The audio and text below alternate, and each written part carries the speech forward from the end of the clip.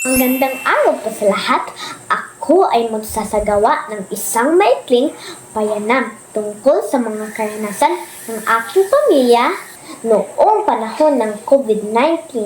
Layunin ng panayam na ito na malaman kung paano nakakaapekto ang pandemic ng kanilang buhay at sa aming komunidad.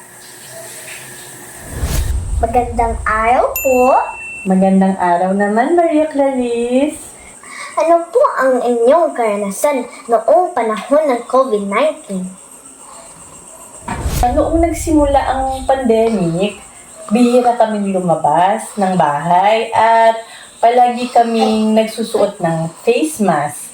Natakot kami dahil marami ang kasakit at mahigpit ang patakaran sa ating barangay. 1, 2, 3. Paano po ito nakakaapekto sa inyo at sa ating pamilya?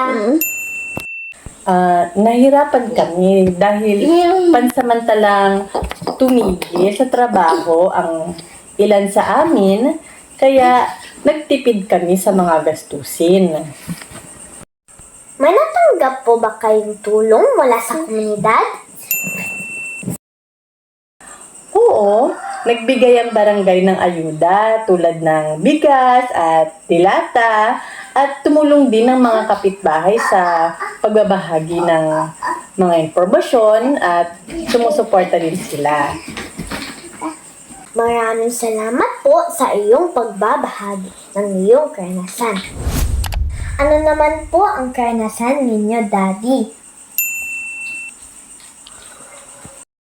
Mahirap ang panahon ng pandemic dahil limitado ang galaw ng mga tao at maraming negosyo ang nagsara.